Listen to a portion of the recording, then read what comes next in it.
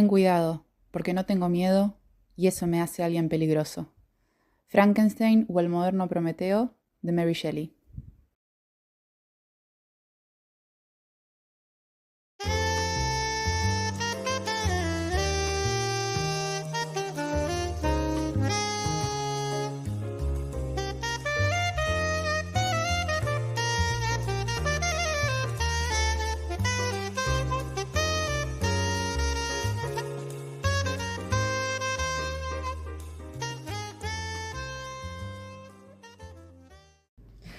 Hola, ¿cómo están? Soy Mili García Arena, bienvenidos a un nuevo capítulo de Buscando un Lector Podcast. En este capítulo vamos a hablar de el terror en la literatura actual. Y bueno, la invitada de hoy es una invitada que hay que decirles. Ella es licenciada en Letras, correctora literaria, profesora de Lengua y Literatura y una amiga de la casa, Victoria de Breux. Bienvenida, Vicky. Gracias. Gracias por venir. Gracias, amiga. Bueno, ¿y por qué elegimos el terror? Un poco porque es un género que nos gusta mucho y además yo creo, no sé si qué opinas vos, que es un género bastante bastardeado, pero porque como estos géneros donde se produce mucho, también cuando hay mucha producción suele haber cosas de mala calidad. Uh-huh. Entonces yo creo que el terror muchas veces se relaciona a los slashers del cine medios malos, uh-huh, o un terror medio grotesco.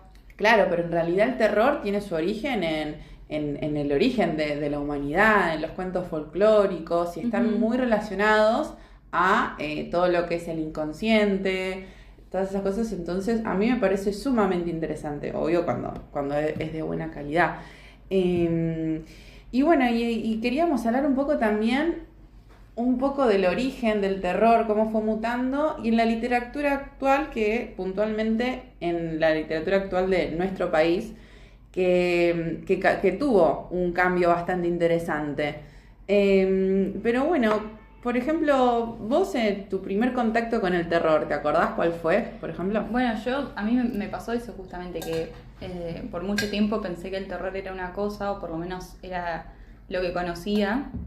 Yo me acuerdo un libro que tenía cuando era chica, que creo que fue heredado de mi mamá o de mi abuela, un libro muy viejo con imágenes también muy viejas y también muy grotescas. De como la todo bruja, oscuro, sí, todo sí, de la bruja Baba Yaga. Y me daba un miedo ese libro. Era un cuento folclórico típico de los hermanos Grimm, de esos de Europa del norte. Y me fascinaba, pero también me daba mucho miedo, más que nada los dibujos y la historia de esta bruja que tenía una casa con patas de gallina y que secuestraba a niños. Y eso, y también mi adolescencia fue mucho de las películas, que creo que también mucha gente se puede identificar, estas películas como La Llamada, El Grito, sí, El Exorcismo de Emily Rose, todas estas películas sí. que tenías que ver.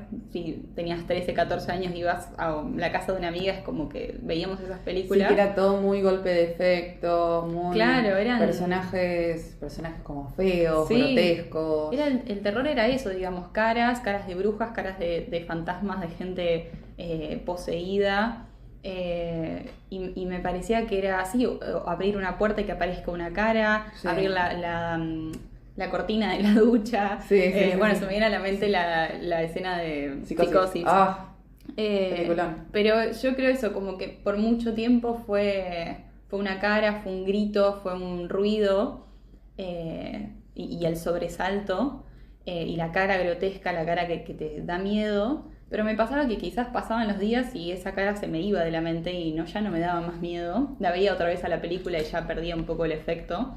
Sí. Y ahora que estoy leyendo esta literatura que vos decías recién, más actual, argentina, este nuevo terror, por así decirlo, me pasa que se me quedan unos días, digamos, el miedo, porque es un terror que está más es el terror de lo cotidiano. Claro, es más perturbador, porque es como que el terror viene de adentro, no de afuera. Claro, y son cosas con las cuales vos te podés identificar, traumas, situaciones que muchas personas viven y lo terrorífico de esas situaciones. Claro. Y bueno, y también hay escritores muy buenos hoy en día que saben cómo transmitir también ese sí. miedo. Sí, además también yo creo que juega muy a favor para que te dé más miedo el contraste, porque nosotros hablábamos tal vez de un terror primero que donde era siempre en la noche, la oscuridad, las tinieblas, y después, o por ejemplo el gótico, porque el gótico siempre que surge en el siglo XVIII, era todo eso, muy cargado de eso. Sí, esas tormentas. Era el exceso en cuanto a lo estético y los personajes así. Los castillos. Y sí, la transgresión de ciertos valores morales, de las leyes de la naturaleza, todo. Y después, por ejemplo, el gótico, cuando se traslada a América, que está el gótico sureño, ya pasa a ser, ya no están esos seres sobrenaturales, hay personas y es a plena luz del día. Y a eso a mí me resulta más perturbador. Claro, y el terror ya no está en seres imaginarios o en seres ficticios, sino que está adentro de las casas, en las familias, en la sociedad en general. Bueno, sí, a mí me gustaría hacer una diferenciación que no se hace en la lengua castellana, pero sí en inglés hacen esta diferenciación en el mundo de las letras, que es la diferenciación entre terror y horror. Que el terror es como el miedo o cuando la amenaza es algo físico que existe, que viene hacia vos, y el horror es cuando pasa en tu cabeza. Claro. Entonces por eso se habla mucho del terror psicológico, o en realidad en el inglés le hacen esa diferenciación. Y bueno, esto del terror psicológico o el horror tiene mucha base en el psicoanálisis, por ejemplo. Bueno, viste que está ese concepto de Freud. Sí. Hay un ensayo de principios del siglo, creo que es 1919, que Freud habla de lo siniestro o lo ominoso, que es lo mismo. Es una palabra en alemán que seguramente la voy a pronunciar mal, pero es Anheimlich. Sí. Heimlich sería lo familiar. Claro. Este prefijo an sería como una negación, justamente algo no familiar. Sí. Y lo que más o menos dice Freud ahí, viste que es este concepto de lo ominoso tiene que ver con algo familiar, algo conocido, algo del ámbito de lo cómodo y de lo seguro, que de pronto se da vuelta y te muestra, digamos, la cara del peligro dentro de lo familiar. Claro. Eso familiar que de repente se hace no familiar. Él, en realidad, Freud lo lleva más para el lado de lo reprimido, de todas esas cosas quizás de la infancia que reprimimos y que forman parte de lo familiar porque nos pasaron, pero al bloquearlas no las reconocemos. Y cuando salen a la luz se vuelven justamente lo no familiar dentro de lo familiar. Claro. No sé si se entiende. Sí. Sí, bueno, Freud usó para ejemplificar esto un cuento de Hoffmann, un escritor alemán. El hombre de arena. Sí, o sea, él es anterior a Freud, pero Freud como se sirvió mucho de la literatura y de la mitología para abordar sus teorías. En este cuento que se llama El hombre de arena, usa eso para ejemplificar su teoría y se ve tal cual. Claro, o sea, ahí en el hombre de arena, viste que el hombre de arena es como un cuento, como nosotros tenemos el cuco, no sé, el hombre de la bolsa, que es ese ser que se usa para asustar a los chicos, para que se duerman o para que obedezcan, ese ser que te va a llevar y que te va a secuestrar. En Alemania se ve que es el hombre de arena. Y bueno, viste que el cuento habla de la historia de Nathaniel, que es un chico que bueno, tiene un padre que trabaja con el doctor Coppelius, un personaje que él describe bastante grotesco, que de chico le tenía miedo. Claro. Con rasgos así muy... Sí, es como que también misterioso porque nunca lo termina de ver claro, todos se esconden en su... Claro, no sabe de qué trabajan. Están encerrados en un cuarto que él no puede acceder, con una especie de olla, es como que están trabajando con la alquimia, algo relacionado con la alquimia hay ahí. Sí. Y bueno, un día la madre le cuenta estos relatos del hombre de arena al niño para asustarlo, y él que se tiene que ir a dormir temprano, porque si no va a venir el hombre de arena, y él un día se queda despierto hasta tarde para poder ver a su padre trabajando con Coppelius. Claro, y se asoma por la rendija de la puerta, Coppelius lo mira, se da vuelta, ve que lo está espiando, lo invita a pasar al salón con el padre. Y bueno, básicamente le dice que le va a arrancar los ojos y los va a poner adentro de la olla. el padre asustado, ahí Nathaniel ve por primera vez que hay una jerarquía entre Coppelius y el padre, se ve que el padre lo obedecía, le pide al padre por favor que no le haga nada al niño, y esa escena, medio un forcejeo, el niño sumamente atemorizado, termina con que le perdona la vida al niño, el doctor Coppelius, y ese es el último día que lo ves, porque el padre después de esa noche anuncia a la familia que va a renunciar a ese trabajo, que va a hacer un último experimento con Coppelius y después ya no va a trabajar más con él, y en ese último experimento el padre muere. Claro. Esa es la primera parte del cuento, que es como la infancia de Nathaniel y este miedo al señor Coppelius, este hombre Sí. como medio monstruoso. Y lo importante ahí es como que era en su casa, se supone que la casa de uno es un lugar de más protección. Claro. Está también esta cosa de que vos dijiste, de jerarquías entre, o sea, su padre, que se supone que el padre es la ley, el padre es la protección. Y ahí era un padre completamente indefenso contra un otro que lo quería agredir en su propia casa. Y también el tema de los ojos es muy recurrente en el cuento, como después de grande Claro. hay todo un tema de los ojos que él, es como que vos te das cuenta en ese cuento, porque es muy largo para resumir, pero como que él hay ciertas cosas que se le mueven dentro o que lo hacen sentir incómodo o que pasan eso y no logra identificar qué, pero porque lo reprimió en su primera infancia. Claro, bueno, más adelante él se va a acordar de Coppelius en muchas partes de su vida. Por ejemplo, hay una en la cual él, bueno, ya está comprometido, es grande, está comprometido con una mujer y le toca a la puerta un vendedor de anteojos o de prismáticos, algo que tenía que ver con lo de los ojos. Y este hombre se llama Coppola. Y le hace acordar por el nombre, por los rasgos también, le insiste mucho, le compra unos anteojos y cuando ve por la ventana al vecino, justo la está espiando una mujer que le parecía muy linda, la está espiando y ve que esta chica no tiene ojos en la cara, sino que tiene dos cuencas vacías.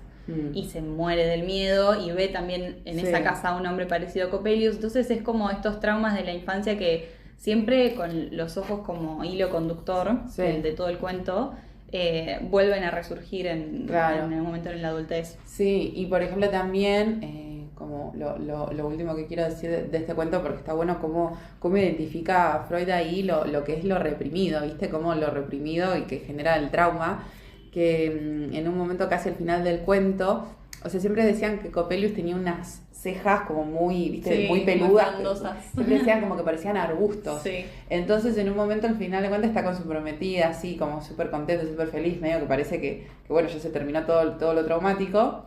Y están como en una terraza y la chica le dice a él, ay, miré esos arbustos.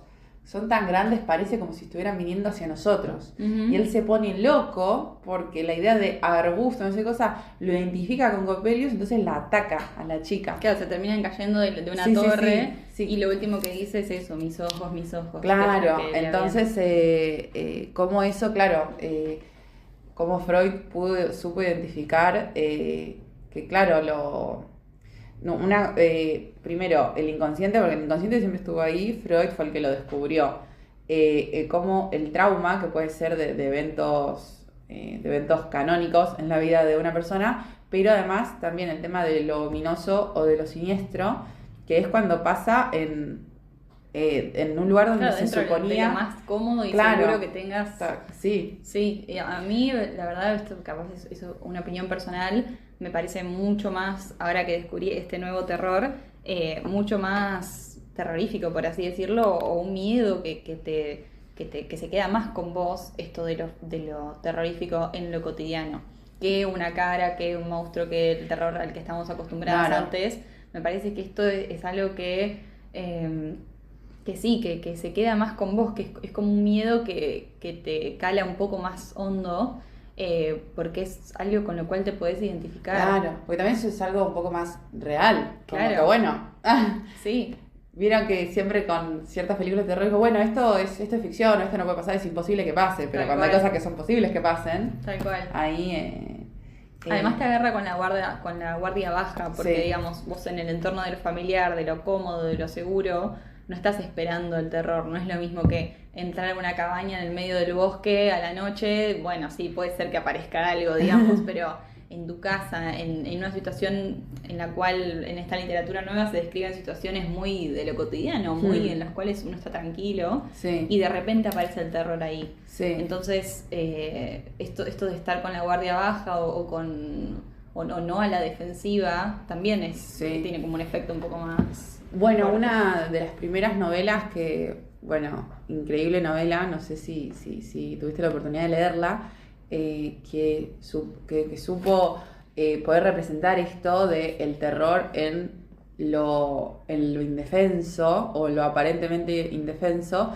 es Otra vuelta de tuerca de Henry James. Uy, sí. Claro, Sí. que es de mis novelas góticas favoritas, o Ujú. de mis novelas favoritas en general, que la novela arranca en una reunión en la víspera de Navidad, que están contando historias de terror. Y la primera historia de terror dicen, wow, qué tremendo, porque en esta historia de terror hay un niño. Claro. Y después viene otro hombre que dice, yo tengo una historia de terror, o sea que le da otra vuelta de tuerca porque son dos niños. Claro. Entonces Henry James le llamaba a eso como que, bueno, va a contar una historia de una institutriz que va a cuidar, a instruir a dos niños en una mansión, ahí en el medio de la nada. El tío, que es el tutor de los chicos, se va y bueno, hay una cosa muy extraña con unos anteriores empleados que estaban ahí, que eran medios turbios, que murieron, y hay una cosa así media rara con los chiquitos, ¿viste? Como que siempre juega mucho con lo subjetivo, Ujú. ¿viste? Todo el tiempo es tipo, ¿es así? ¿No es así? Bueno, viste la otra novela que quizás también trabaja un poco con el miedo en los chicos, es Distancia de Rescate, de Sí, Samantha Schweblin. sí. No es que ahí los chicos sean portadores del terror, pero sí son los que lo sufren. Sí, Viste que toda la novela está narrada de una forma genial, que te mantiene alerta todo el tiempo, digamos, ese peligro que siente esa madre protagonista por la hija, calculando siempre justamente esa distancia de rescate, esa distancia entre el peligro y su hija, sí. te la contagia de una forma que vos estás todo el tiempo esperando que pase algo y bueno, y tengo que salvarla, es como que te Claro. contagia Sí. ese estado de alerta. Y bueno, y Samantha Schweblin justo es de las escritoras esas que están ahora Claro. argentinas, que están Sí. trabajando este nuevo terror. Sí, que se podría poner las pilas y volver a publicar Samantha Schweblin, porque hace mucho que no saca un libro, pero sí, estas escritoras, por eso se habla de un gótico rioplatense, porque Ujú. fueron muy influenciadas por el gótico sureño, Claro. que a su vez el gótico sureño viene del gótico europeo. Ujú. Y bueno, ponerle otra vuelta de tuerca, Henry James es estadounidense, pero tiene una forma de escribir muy inglesa, entonces Claro. es como que se conecta más tal vez con el gótico europeo, pero lo que tiene es que, bueno, en otra vuelta de tuerca, estos fantasmas de la ex mucama y el ex, no sé si mayordomo que murieron y eran muy perversos, ¿viste? Y como que habían inculcado la semilla o de la maldad o la perversión en los niños, Sí. supuestamente murieron. Y la institutriz empieza a ver como los fantasmas de Ujú. ellos ahí. Y nunca se termina, es como que ella es la única que los ve, tipo, está viendo los fantasmas, está loca, está mintiendo, por eso es un narrador poco confiable. Pero la primera vez que ve el fantasma del tipo es a plena luz del día. Claro. Y por eso ahí ya hay como un quiebre. Sí. Y eso es lo que pasa con estas escritoras, por ejemplo, porque se vieron influenciadas por el gótico sureño.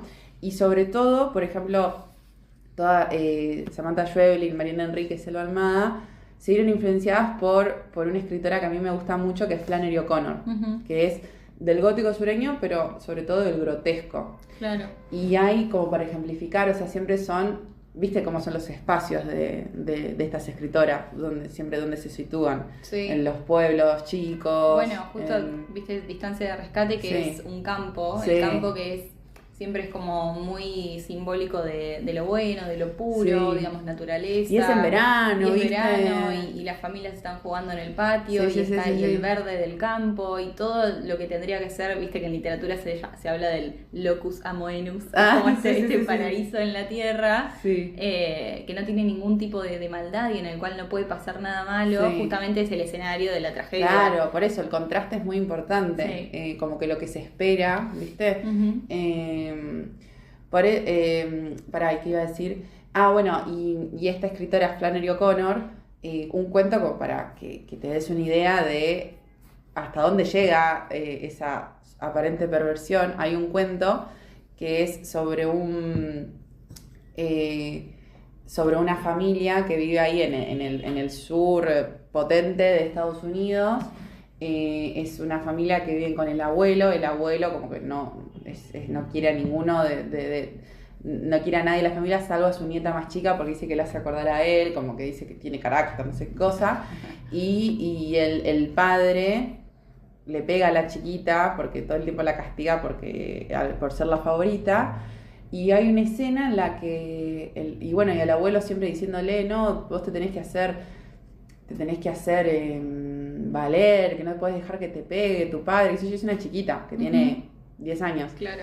Y en un momento llega a un nivel que la chiquita lo empieza a agredir al abuelo, lo empieza a agredir como físicamente. Sí. Y ahí llegas a un momento de que empezás a empatizar con el abuelo y dice, no, le está pegando un viejo, hasta que ella, todo el tiempo él le decía como que vos me haces acordar a mí, que vos no sos, por ejemplo, eran 2 apellidos, o sea, vos sos Pitts como yo, no sos Smith, ¿viste? Sí. Y ella le dice, yo soy un Smith, y ahí él la agarra, como que es una escena que es como que está el viejo tirado, estoy respoileando, pero no importa. ¿Cómo se llama el cuento?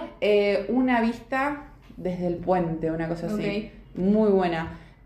O una vista desde el bosque, una cosa así. Después lo dejo en la descripción. Está como... le empezó a pegar tanto a una chiquita... Primero, los contrastes. Es un viejo y una chiquita de 11 años. Sí, le empezó a pegar, lo tiró al piso. Cuando ella le dice, yo soy un Smith. Y él la agarra, la da vuelta y justo hay una piedra ahí, le da con la cabeza en la piedra y le dice, no hay ni un gramo de Smith en mí. Ay, como que Dios. le dice... Claro, porque él había... como que medio que había hecho una simbiosis con la nena, claro. ¿Viste?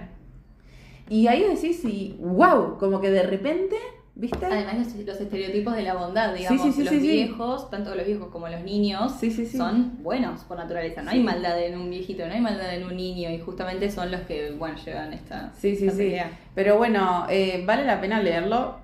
Lo spoileé porque es para mostrar cómo representa esto el tema de los contrastes, y siempre a plena luz del día, todo así, y dentro bueno, de lo familiar, que es, digamos, una relación de abuelo y nieta. Sí, siempre siempre en lo familiar, en lo cotidiano. Y bueno, vos nombraste a Distancia de Rescate, que para mí se revé eso, y además, algo que no nombramos, es que en Distancia de Rescate como que es toda una conversación entre la protagonista y un niño que no sabes bien quién es, y es como que hacen todo están recapitulando, claro, como un ciertos hechos de, porque como que se da como que se alude a que la hija de ella le pasó algo.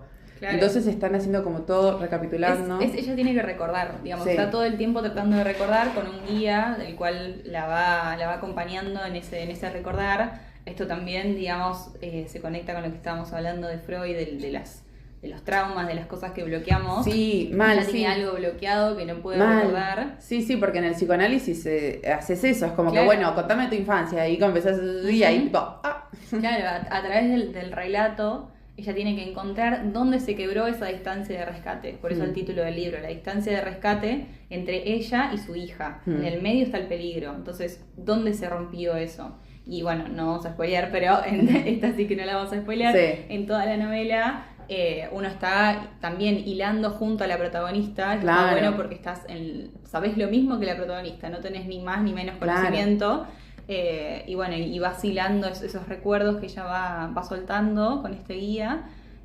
hasta descubrir dónde es que se Claro. rompió, dónde pasó el guía le peligro. dice todo el tiempo, no, eso no es lo importante, eso no es lo importante. Claro, pues ella se desvía, empieza a hablar de otras cosas. Y como que piensa, bueno, tal vez en la distancia de rescate se quebró en este momento, o tal vez en esto, o tal vez lo importante, y no. Entonces me parece que sí se ejemplifica Además, muy bien esa novela. la importancia de reconocerlo, porque este guía sabe dónde se rompió esa distancia de rescate, pero no se lo quiere decir porque quiere que ella lo recuerde y ella reconozca dónde está lo reprimido, y usando este término de lo ominoso, dónde está lo no familiar dentro de lo familiar. Claro. Lo tiene que reconocer ella y lo tiene que recordar. Claro. No se lo pueden decir. Sí. Y bueno, y hablando de Samantha Schweblin, viste que en este grupo de escritoras contemporáneas argentinas del nuevo terror está también Mariana Enríquez. Capa. Que me pongo de pie y pasa. y para decir Mariana Enríquez. Es la reina del terror contemporáneo. La verdad que sí, fue un descubrimiento, la verdad, de este último tiempo.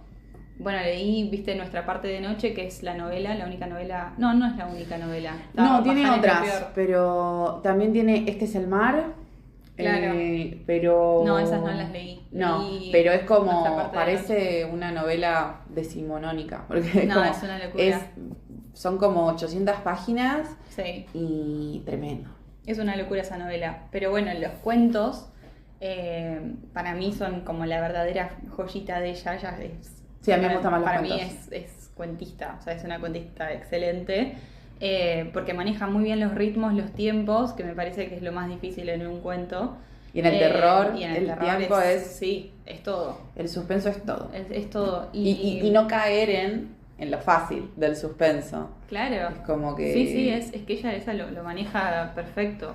Los finales, esto tan quizás sutil o tan enmascarado de justamente lo no familiar dentro de lo familiar, todo este terror que está muy metido dentro de lo cotidiano, no te das cuenta, digamos, se pierde a veces en la lectura y tenés que volver a leerlo y decís, claro, esto Sí. es tremendo, pero Sí, sí, sí, vivimos sí. todo el tiempo con, por ejemplo, viste que ella habla mucho sobre la vejez, sobre la evolución del cuerpo, digamos, la metamorfosis que pasamos las mujeres, los hombres, digamos, las personas en general cuando envejecemos, que metamorfoseamos nuestro cuerpo. Sí. Y eso es algo que está sumamente, digamos, normalizado, pero hay algo de terrorífico en eso, digamos. Sí. Hay un cuento de este libro nuevo, Un lugar soleado para gente sombría, que Sí. es excelente. Es de este año, es de marzo Sí. de este año.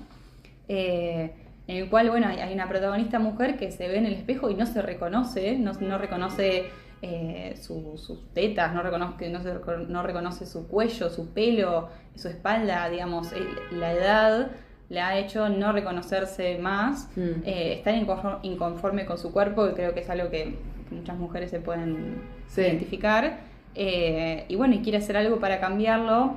Acá está el toque de fantástico de fantástico que tiene la literatura de Mariana Enríquez, pero sufre como una metamorfosis que Sí. no sé, no lo quiero spoilear, pero bueno, hace algo para transformar su cuerpo, que ahí está lo fantástico, pero el terror está ahí, digamos, en la vejez. La vejez, Sí. que es algo sumamente Sí. natural. En la marginalidad también, porque viste que Mariana Enríquez no solamente habla del terror en lo cotidiano, sino que es un terror muy local. Yo creo que es una escritora muy, Sí. muy de lo nacional, de lo local. La cultura popular. Claro, esto de los, no sé, los rituales del Gauchito Gil, de la difunta Sí. Correa, estas como leyendas El o petiso mitos. orejudo. Sí, el petiso orejudo. Bueno, todos estos avatares o criaturas locales que tenemos en nuestro país, y las leyendas que guardan. Sí. Bueno, también tiene muchos cuentos sobre las drogas, sobre el alcohol. Sí. Este ¿El cuento, chico sucio? El chico sucio es tremendo. Es tremendo. Sí. El carrito. ¡Oh! El carrito. Me encanta. Es una locura. Me encanta. Bueno, es la pobreza, digamos. Sí, sí, sí. La pobreza. Y además, el terror en la pobreza. como que el carrito es como en un barrio donde empiezan a pasar, como a través de una maldición, Ujú. empiezan a pasar cosas malas que todos en el barrio empiezan a sumergirse cada vez más en la pobreza. y llega un momento que decís, bueno, como que el cuento. Además, lo que me gusta mucho de Mariana Enríquez es que como que no le gustan los lectores pasivos. Sí. Ella busca lectores activos. Ujú. Como que son muy ambiguos sus finales. Y eso me encanta. Yo tuve que releer muchos finales Sí, porque porque no, decís, no ¿qué entendía pasa? qué había Ah, pasado, claro. Sí, sí, sí. Bueno, el terror en la pobreza, entonces en la marginalidad, en los pueblitos perdidos Sí, de sí, Argentina, sí. que hay un montón, digamos, pueblitos los cuales ya no llega el tren, no llega nada. ¿Qué pasa ahí? Hay leyendas que han, digamos, fundado pueblos enteros, Sí. espíritus, mini religiones, mini creencias. También hay un cuento que está muy bueno de los peligros de fumar en la cama, que se llama La Virgen de la Tosquera. ¿Te acordás? Sí. Que habla sobre algo también sumamente normal y quizás muy de lo cotidiano, que es un grupito de chicas adolescentes que gustan de un chico, y todas quieren llamar la atención de ese chico y ese chico en realidad está atrás de otra, digamos, algo muy hasta mundano quizás, pero el cuento es tremendo, Sí. digamos, y te da y dónde está el terror en eso, y ella lo sabe encontrar porque bueno, es Mariana Claro. Enríquez. Sí, sí, sí. Pero nada, sí, la verdad es tremenda. Y me parece una maestra de esto del ominoso. Sí, porque además ella va mucho, como que no tiene miedo de ir contra lo sacro, o sea, o lo sagrado, ¿viste? Es como que ella rompe con cualquier tipo de convención de, bueno, como que muy morbosa es, muy morbosa. Sí, sí, son morbosos los cuentos. Sí, es como que a qué nivel puede llegar como una persona en situaciones extremas.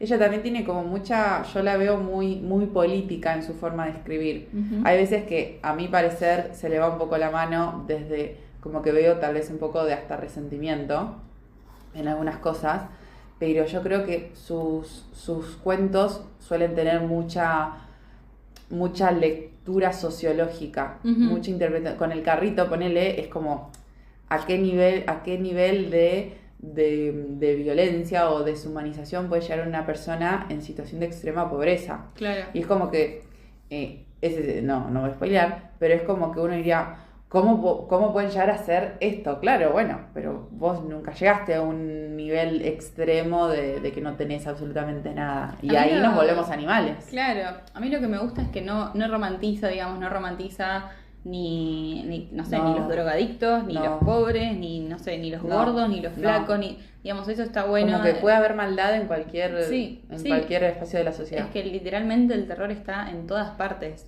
en todas personas, en todas las personas, en todos los espacios, en espacios sacros, en espacios más de lo under, más como de lo no oficial. Ella trabaja mucho, quizás ahí está el tema de lo político, trabaja mucho con la cultura no oficial. Sí, En todo lo no hegemónico, lo no normativo. sí. Eh, Que eso lo agarra de Flannery O'Connor, Puede ser. del grotesco. claro. Porque el grotesco sureño pone muchos, como los llamados freaks, que Sí. son como criaturas, como que son personas deformes, Claro. sin un brazo, con medio con la cara deforme, rengos, viscos, cosas Ujú. así. Pero ella dice, no es un show de freaks, mis cuentos. Claro. Pongo esos personajes para romper con la heteronormatividad, lo hegemónico, qué sé yo, para demostrar que estas personas están, Ujú. ¿no? Para exponerlas. Y Mariana Enríquez lo Bueno, ve se me así. vino a la mente, ahora cuando hablas de los freaks del gótico sureño, de El ruido y la furia, Sí. con el personaje de Benji. Sí. Y también hay una novela de Flannery O'Connor, que ahora no me acuerdo el nombre, que es sobre dos sordomudos. No, ese es Carson McCullers. Carson McCullers, sí. Ese, Bueno, otra del gótico. Sí. Bueno, Mariana Enríquez dice que se vio fuertemente influenciada por Carson McCullers. Ujú. Yo veo, tal vez ella leyó más a Carson McCullers, yo veo más influencia de Flannery O'Connor, pero sí, Carson McCullers tiene esta novela que se llama El corazón es un cazador El solitario, corazón, sí. que arranca, en ese pueblo había dos mudos, Ay, me acordé. estaban siempre juntos. Sí. Y como que Carson McCullers Es buenísima esa novela. es una escritora del gótico más tierna. Ujú. Es como que siguen estando todos esos personajes, siguen estando cosas como tal vez más desde lo retorcido, pero intentamos verle como lo... Hay un como mensaje lo- esperanzador sí, en sí, Carson sí, McCullers, sí. en Flannery no, digamos. Sí. Bueno, Flannery O'Connor no la quería Carson McCullers. ¿En serio? Mirá. Sí, no le caía bien. Chismes de Sí. escritores. Y bueno, y un escritor que no nombramos, que para mí influenció mucho a Mariana Enríquez, que es anterior, es Cortázar. Que Sí. Cortázar, él, desde uno de los maestros del cuento argentino, y latinoamericano también, claro que él arrancó, su innovación fue que empezó a poner lo fantástico o lo sobrenatural en lo cotidiano, ¿no? Claro. Y Cortázar, que yo como que soy como si una profeta de Cortázar, escritor de terror en el mundo, porque no, siempre se lo toma como desde lo sobrenatural o Sí, lo fantástico. lo Y tiene fantástico. cuentos de terror, o sea, Axolotl para mí es un cuento de terror. Sí. La noche boca arriba es un cuento de Casa terror. Tomada. Casa tomada. Casa Tomada Casa o sea, la asfixia en persona, Sí, digamos. sí. Es, Continuidad de los parques. Continuidad El cuento de los parques. perfecto, continuidad de los es parques. el cuento perfecto. Y bueno, y Mariana Enríquez toma esto de también lo sobrenatural o el terror en lo cotidiano, Ujú. pero lo vuelve más... yo tengo un artículo sobre esto. No, sí que me acuerdo para el seminario de literatura argentina, claro, que comparaba el tema del terror Sí. en Cortázar y Mariana Enríquez, pero con la diferencia de que Mariana Enríquez va más a los límites, tipo a lo Ujú. más excéntrico, Sí. a lo... ¿Cómo le llamábamos en la facultad? A lo periférico. Lo marginal, los márgenes, sí, los Ujú. periféricos, sí, con todo esto que nombrabas vos de las culturas populares, los pueblos. Sí, pasa que Cortázar también es un escritor con muchas facetas. Y bueno, está la poesía, está Rayuela, que creo que es una faceta aparte. Sí. Sí, lo experimental, lo vanguardista, lo fantástico. Y el terror, sí, es verdad, no se explora mucho. Sí. Pero sí, para mí Casa Tomada es un cuento de terror. Axolotl también. Sí. Sí, entonces para mí sí, Mariana Enríquez tomó eso de él y ella lo dice también, es como Ujú. que Cortázar escribe mucho desde el terror. Y yo te pregunto, para vos, ¿qué es el terror? ¿Cómo podemos definir un terror? Yo, por ejemplo, para mí el terror es la amenaza. Ujú. Pero... Sí, puede tener que ver con el peligro, puede tener que ver con... para mí, o sea, ahora que descubrí el terror en lo cotidiano, para mí tiene que ver mucho con eso, con digamos, lo ofensivo en lo inofensivo y... lo ofensivo y lo inofensivo. ¿No? Claro.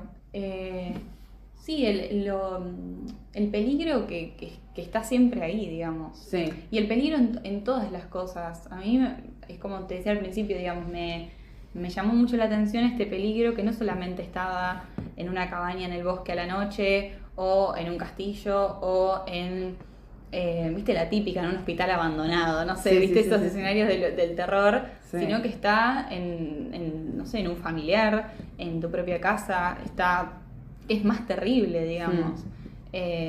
Sí, puede tener que ver con la amenaza, con el peligro,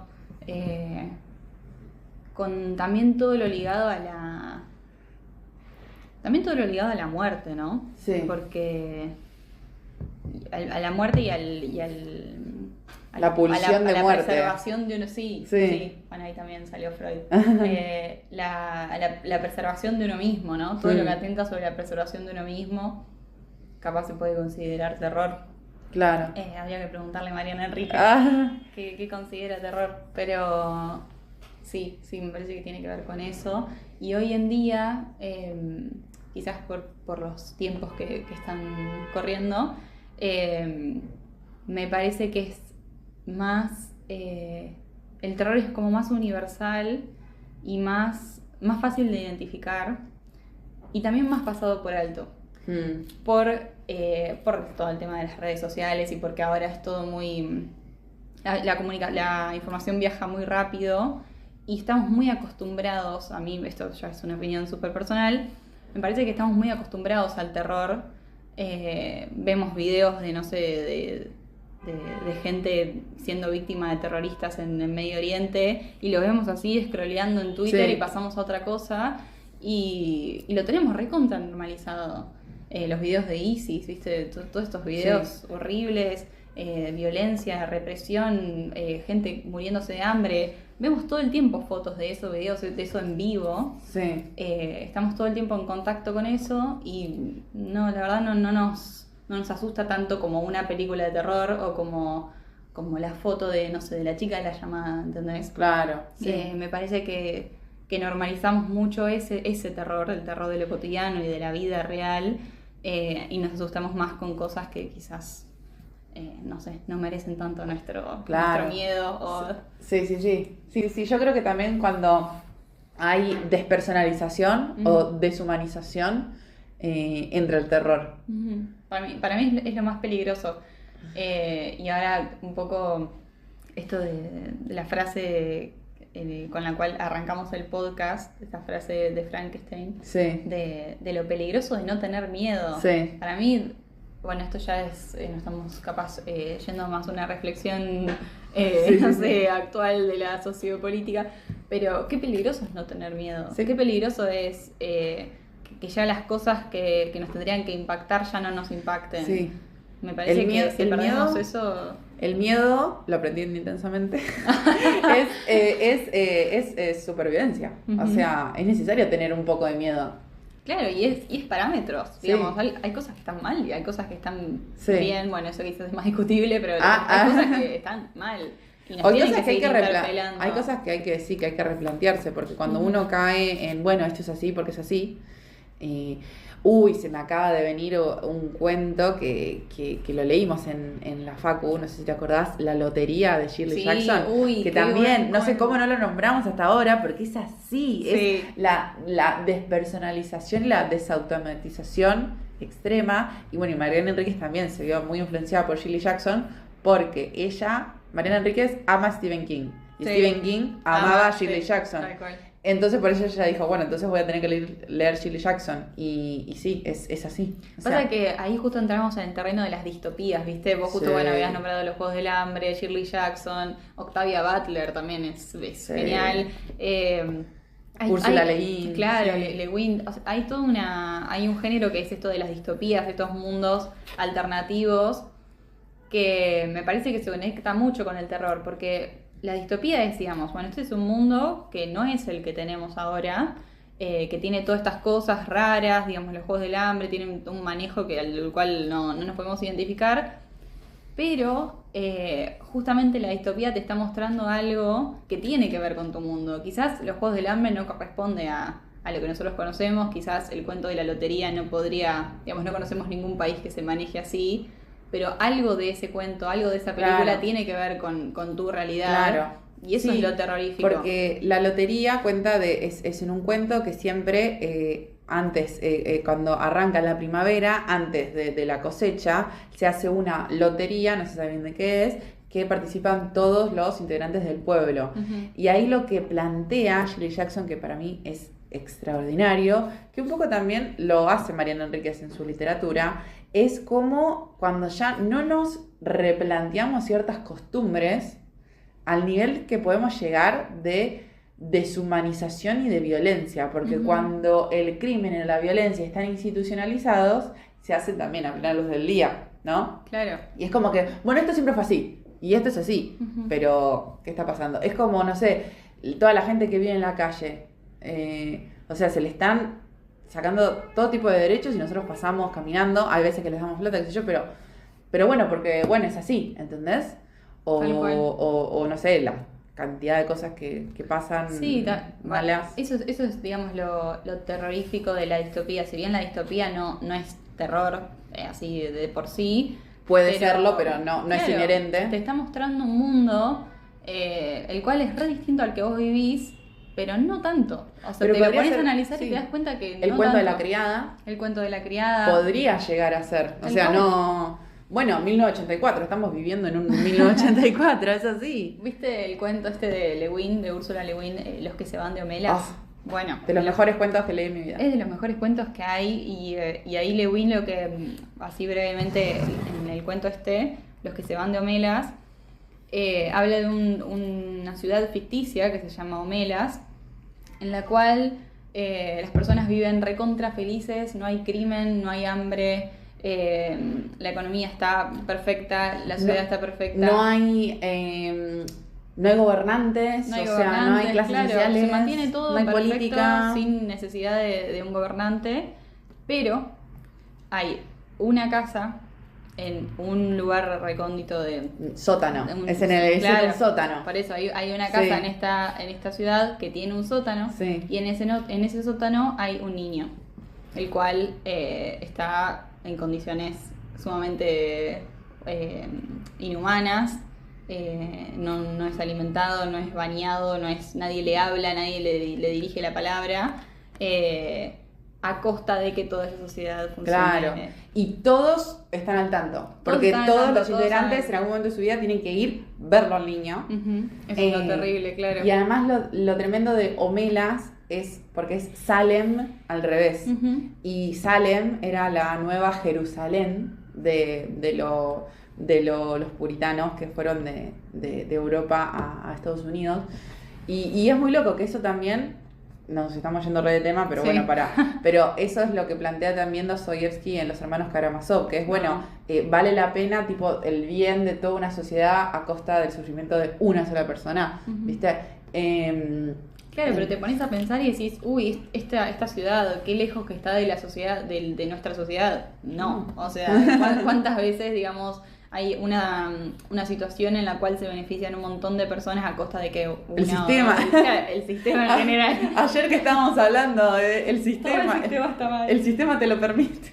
Pero digamos, ahora ya como volviendo al tema del horror, que es lo que estamos hablando, el terror en lo cotidiano, digamos, en cosas que pasan todos Sí. los días, y quizás las distopías te muestran un mundo que parece recontra distinto al nuestro, pero no lo es, y ahí está el terror, en descubrir que eso tan cotidiano para vos, tan familiar, que es el sistema en el cual nos movemos, se da media vuelta a eso y te muestra una cara que no conocías, que Claro. conocías, pero que no la habías visto. Claro, tal cual. ¿No la viste? No la viste.